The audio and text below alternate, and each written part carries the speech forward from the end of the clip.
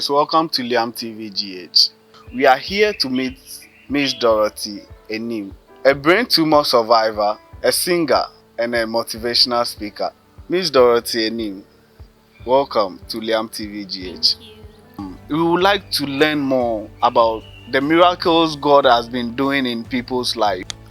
Nice meeting you once again. Okay. You are looking really good. Thank you very much. So, where do you reside from, and then how come you went through all this? My mother is from Pariah, Kumasi, Okay, and my father is from Dajeswaba. That is in Ahafo region. okay, Let's say I was given birth to on the 10th of March 1994 in Karia Twanse. My father was a teacher by that time okay, before he became a pastor. So that was where I was born. okay, And because he was a teacher, he takes transfers and all that. So it was at Mampong yeah. where it all started. So you used to relocate a lot Yes. because of your father's job. Yes. That's nice. Because my father was a teacher, he kept moving. Okay, There are certain stations that he couldn't take me and my mother along. okay. So there was a point in time where I stayed in Barakesi with my mom. That is Okay. where my grandmother was. Whilst your father was Father was away. teaching. Okay, And then it was when he actually moved to Mampong where we all went to stay with him over there. So that was where I started school in different places, but because we kept moving, I had to keep changing schools. So it was Mampong where I would say my schooling actually got established. In Mampong, I was from I think 3 years old up to the 5 years old. Wow. So from there. that's nice. I've always been a very smallish baby, very Oh, cute and lively, loved by everybody. How long did you stay in Mampong?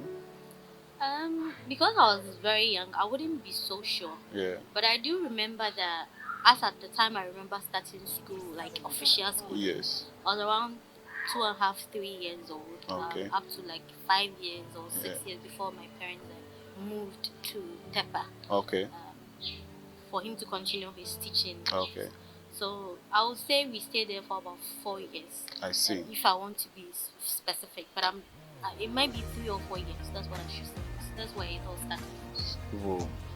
Was it related to any environmental stuff or anything, like something that you can remember, or something that maybe you could ask your parents about how did this thing happen to me and all that? Okay.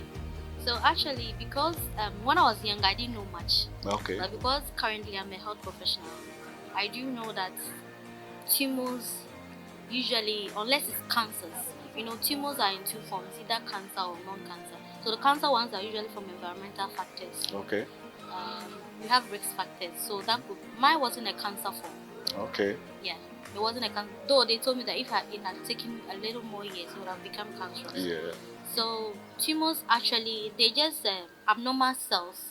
So the cells that makes you grow to the height Yeah. you're supposed to, your hands, the size they're supposed to get to, when they become excess at a particular point in your body, that place becomes bigger than the other parts of your body. okay, So if this is the size that God determined your hand to be, and the cells in this hand become more than the number they are supposed to get to this height, this hand will become longer than the rest of the hand, okay, or bigger than the rest of the hand. okay, So mine was like the number of cells that are supposed to be in my brain and in my bone yeah. was more than what they're supposed to be. So my bone and my brain started getting bigger. At that age, I think your parents might have been very worried about the situation. What, like, growing up, they'll tell you the story, right? What was their action towards it during the initial stage? Okay. So my parents actually initially didn't notice that there was something wrong. My daddy was trying to get a transfer to another town, that was Stepa, to teach there. Okay, And that was when, doing the preparations and the packing, a close person, like a neighbor, was like, Mr. Anning, that was what they call my father. okay, Your daughter, one of the eye looks bigger. My father was like, really? So my parents started observing. So when they saw that, actually they panicked. okay. Initially they thought maybe somebody had hit me. In school? Yes, and it was swollen, or maybe something fell on. So they asked me questions like, Did somebody hit me in school, or did I fall like on my face down, or like what happened? Like they thought it was Yeah, swollen. Initially, yeah. that was the idea that my eye was swollen. So they panicked. So they tried contacting. They took me to hospitals. Like they just kept going here and there, Trying to trying to find quick find out what is solutions to, going on. yeah. But they It just all didn't add up to yeah. anything. But one thing I like about my parents was that even amidst all their panic, they didn't show it for me to see, Okay. so that I wouldn't also panic. Yeah. They made me feel as if it would be well, everything would be fine. But I knew deep down that they were worried. I could What see what it. school what school were you by then? Can you remember the name of the school? When it started, seriously, I was very young. I wouldn't remember the name of the school, Mhm. but I remember it was a kindergarten. Okay. Yeah, and I was a top student by then. Yeah. Yeah, I So, was the what? topping the class. Yes. Your teachers didn't realize, or No. they didn't pay much attention to it. It's like how it started. It was very difficult to tell because it just basically looked like a. Then that woman might have been very observant about you. I think so because I was when I was a child. I was actually a child that never sits still. So was she someone that you were close to? I don't remember her because it was a long time. But my parents told me that she was a neighbor Okay. that actually noticed when they were moving. Okay. It was a neighbor that noticed it. So it was her that helped them to Okay. actually realize it because they didn't. So the Okay. person, I think the person was really observant. From there, your parents didn't show any panic. They didn't want you to also get scared about the whole situation. What did they do next after they realized this is the condition? Like, how did they find out about your condition actually? Knowing very well that they didn't have the idea about tumors, they didn't have the idea that this thing could even happen to their daughter. How did they find out, and what was their reaction when they found out? Okay, so they actually took me to so many hospitals. Like basically, they thought it was an eye problem. Okay. So every eye hospital that they've heard of, or they've ever heard of, they took me there, and then from there, maybe the doctor there will also refer me to a bigger facility. Okay. That they are very good in eye clinic. So basically, I've been to almost all the eye clinics in the south, maybe except the northern region that I Okay. didn't go. Okay. But aside that place, like almost every hospital in Ghana, including Accra here, even though we're nowhere near here, we've been there. And that was what they were told, that they don't actually, at that time, as until the time I was like 10 years, they still couldn't tell what problem What it was the problem? Yeah. Were you affected? Did it affect your education, like you going to school, you not being able to attend class and all that? Did it affect you in any way? Physically, no. But emotionally, yes. Not to From both anyway. going about all these eye clinics, like as at now, would you say that our eye clinics are not doing well enough to notice situations that develop at the initial stage, or with maybe, let's say, younger ones and all? I wouldn't blame them much then, because then technology in Ghana and medicine was not so advanced at that time. Okay. Because I even came to Kalibu where I was turned into like a teaching person, where all the medical students will come gather around me, try to find out what the problem is, but they couldn't. And I wouldn't say it's there now, because I don't think we'll have such a problem now. Now, medicine in Ghana is actually advanced.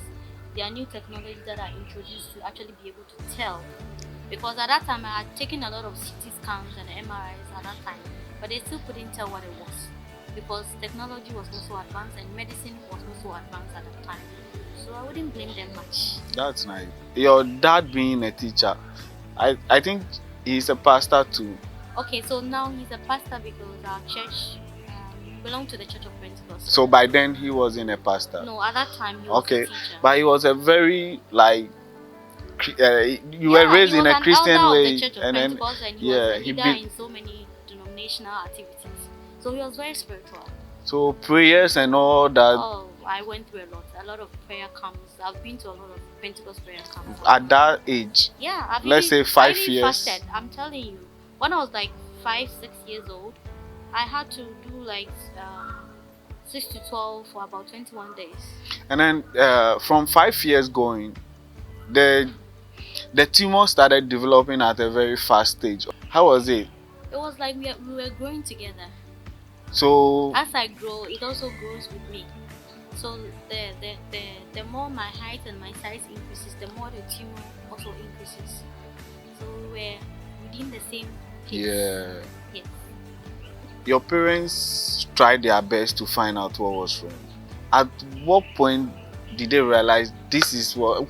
Which doctor confirmed that this is what is wrong with your daughter? Okay. So I think when I was around, is it 9 years, 9 or 10 years, we met one doctor, Kwalibu. I can't remember the doctor's name. That actually was able to tell that it's a tumor, Okay. but he couldn't tell What kind tumor. of tumor is it? And to be able to operate on a tumor, you have to know what kind. Is it benign, as in a tumor that is removable, or malignant, which is cancerous? Because if it's cancer, you have to know that after the operation, you're giving medication or you're doing chemotherapy. If you don't know what kind of tumor it is, you can't just go and touch a tumor that you're not sure about. You can kill the You person. end up ending the person's life. So when he saw, it was like he doesn't know what it is, so he can't help. So we can try Mercy Ship. At that time, I don't know, most of you have heard about Mercy Ship. Yeah. We went there, and they told us that though they can't tell what kind of tumor it is, but it's a tumor that is not ordinary, Okay. and so they cannot handle it. They are sorry. Your parents hearing it's a tumor that is not ordinary. How was the reaction?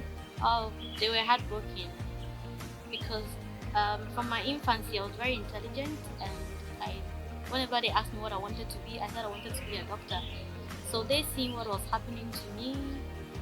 They were like, will she die? Will she survive? What will happen to her? And at that time, it's like there was like virtually no hope, especially because we thought that Mercy Ship was our only hope. Yeah. So when they told us that they can't help, my parents were just They really lost hope at that point. Your mom? My mom was she was shattered. I wouldn't lie. I know Even moms, though right? she tries to hide it from me, but because I was very smart, I could tell that they were really saddened. But they tried their best to be cheerful in front of me so that I wouldn't break down. But I Okay. knew that they were really sad. From then, I think it kind of brought some sad moments into the family. You have siblings, I guess. Yes, please. How was their reaction towards you, knowing their sister is going through this?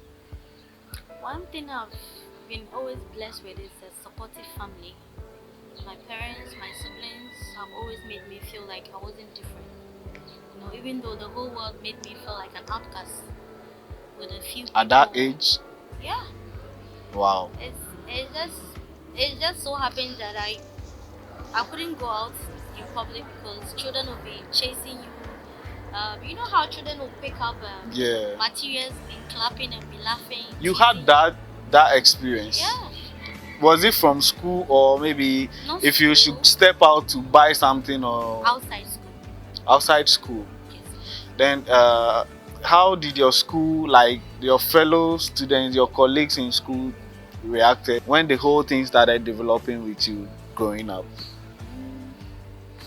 Okay, so whenever I go to a new school, because my parents keep moving, we kept changing schools a lot as well. Okay. Whenever I go to a new school, everybody's actually afraid of me. For the first time? Yeah, nobody wants to sit beside me, nobody wants to talk with me, nobody wants to. And I think by then you used to use the desks. Yeah, desks. So maybe 2, 3, yeah. So what happens is that because I was very intelligent, within a short time, because you know in primary school everybody wants to steal from the intelligence one. So even though they were scared of me, when it's time for tests, everybody wants to. They have to be close. And I don't like covering my work. I just kept on doing that, and that was how I got to make friends. Because children actually, though they were scared of me, but because I was intelligent, they wanted all to get close to me so that I could help them out with their homeworks, with whatever they needed to. That was what happened. That's nice. So, away from school, your parents have discovered whatever the situation is. What measures did they take after like so many prayers, you being a young lady at age 5, between 5 to 10, going through fasting and all that, like what measures did they take? Wasn't it too much for you and your parents? It was. It was. If I said it wasn't, then I'm lying. It actually was. But when you, as Christians, when we go to hospitals and doctors tell us they don't know what to do, what we all think about is God is the only one we have to look up to. So since I knew doctors weren't going to be able to help me, I just have to actually believe in whatever we were doing in the church and accept it, because I believed that if doctors cannot do it, I know the God we are serving. Maybe he has a reason why he hasn't done it yet, but I know one day he will do it. I just had that hope and that faith that it will happen one day. I just didn't know when. I see. So from school, church, home, that was your routine. Oh How yeah. did the church take the situation? Like how you have friends in church growing up, as from let's say 5 years going, you had friends and then all of a sudden you started developing this.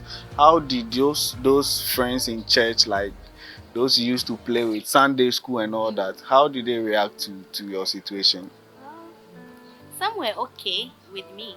They were fine talking to me, playing with me. But some stayed away from me. Apparently, when I tried finding out, they told me that their parents said that if they play with me and if something happens and I cry and my tears touches them, they'll also be infected. That's the message from Their their parents, parents. yes.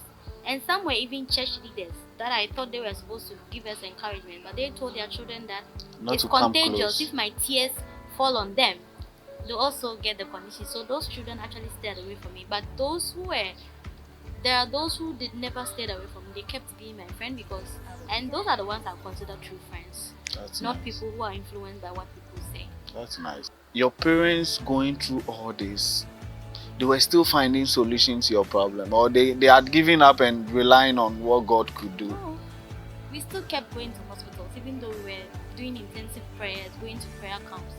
We were still going to hospitals because, my father was literate, and it's only few literates that do not believe in medical interventions. Our church has taught us to believe in God as an ultimate healer, but also to believe in the power of medicine, because it's God that gives knowledge to doctors to treat people. So even though we were going to prayer camps and fasting and prayers, we were still going to various hospitals. Like whenever somebody recommend a very A good hospital, hospital, we go you there go there. to try our luck and see. Was this Nothing. not taking too much from you, your parents financially? It did. It really drained them. It drained them to the point that I could, let's say one Christmas dress for like 3 Christmases. Really? Yeah, every child does a new Christmas dress every Every year. year, yeah. Not us. Sometimes one Christmas dress for 3 years, because and The then so medical bills were the so shoe much. should be big enough so that you can wear it for at least 3 years. Wow. Because the bills were just not easy. Cities come now. Yeah. You can tell the price. So at that time, if you were not a rich person, and teachers at that time weren't even getting much. Look at what teachers are even getting today, and imagine that time. And what was your mom doing by then? Um, my mom she had a shop. Okay. Yeah, she had a shop that she was working in. So the little that comes from the shop It with supports a little. the one that comes from your father's side all goes into your medical Hospital bills. Wow. scans, tests. And the funny thing is that in Ghana, when you do a test in this hospital, you take it to another hospital. They don't want that. They Okay. want their own labs. So you Yeah. have to repeat everything. That you did. Yeah. Wow. At that time, but now things are changing a little, to the sense that if you did it before 6 months in another hospital, they can accept that Yeah, result. yeah. But it wasn't like that before. If you brought it from One parts, hospital. when you go to Kalibu, you have to do new ones. So you have to redo every test. And That's that was like a whole paying double the yes, amount. but you have no option. Wow. Because nobody trusted the other person's Yeah. intelligence. Yeah. So that's what I should say. So at what age did you finally met the wonders of God, let me say? At what age did you meet someone who could actually tell what was wrong and then was ready to find a solution to your problem? That's Dr. Apostle Wiafi, right? No, they are two different people, but you combine them, so they are friends. They are friends. Yeah, they are two people who are friends. They are all doctors, but one is just a medical doctor, and the other is just a doctorate in education. Okay. So Apostle Dr. Alfred Kodia, that Okay. is his full name. Yes. Apostle Dr. Alfred Kodia. He was then the General Secretary of the Church of Pentecost. So the General Secretary covers the whole of Ghana and abroad. Yeah. Whoever Pentecost, the Church of Pentecost is, he was the General Secretary. Yes. So he actually is somebody that likes schools a lot. And when my father became a pastor, his first station was Seshikasi in Okay. the Western region. By then you were at Seshi. Yes, Seshikasi. Okay. My father, when we came to Tepa, some few years later, my father was called into the ministry. Okay. So his first station was Seshikasi. So at that time, we went there when I was 8 years old. Okay. Yes. So when I was around 13, like when we went there, the schools there were very poor academically. And whenever I'm writing certain things I do, the teacher will mark me wrong and I'll go home crying that I got it right, but the teacher said I'm wrong. Why? Yeah, the teacher doesn't know. Because Wow. That's what I would say. That was a rural, a typical yeah. No, it was basically cocoa farms and forests around that time. Wow. It was not a developed town, but the people there were really lovely people. So my father decided to establish a Pentecost school since he was a teacher before. Okay. So he decided to interview teachers on his own and employ them. So I started school there. So when the General Secretary was going for his rounds in the Western region, Yes. wherever there was a school, he went there. Okay. So he heard that one of the towns, as one of the smaller towns, has a Pentecost school. Yes. So he decided to come visit the school. Okay. That was when he met me. I see.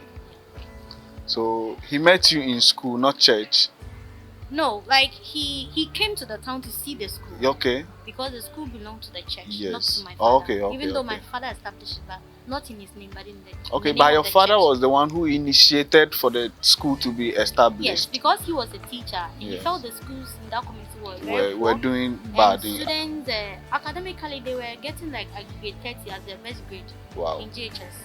My father said, no, my daughter cannot attend schools like this. But you had no choice than to attend that school because your parents were stationed there. Yes. So he took me to a private school that he thought was a little better. Even that was no better than but it was at least better than the government. Yes. Then that was where they also started giving me wrong marks, or marks that I was actually right about. Wow. So he decided to establish a Pentecost school, and he decided to interview the teachers himself, know the ones that are competent enough to teach. According to him, when I was around 6 years old, when we were in Teba, he had met me before. Okay. So he was thinking that by now I should have been better. But at that time, nobody knew what was wrong. Yes. So he said that he wanted to see their daughter that had a problem. Okay. So they called me from the house to come to the school to meet him. Yes. We were on vacation at that time. Okay. So when he saw me, he shouted, he was like, "Hey, Wow. is that it? It's like this." By then the tumor had developed. Yeah, we were going together, as I said. Wow. So as I was 13, when it started, I was like 5 years old. So being 13, a little big girl, Yeah. the tumor was also a big tumor. Wow. My whole right face was disfigured. The bone was actually protruded up to the side. My jaw was actually around here. My mouth was turned to this side, and my nose was also to that side. Wow. So my whole right face felt like it was falling, and my eye felt like as if it was about to pop out. So my eye was at this level of my face. Wow. So when he met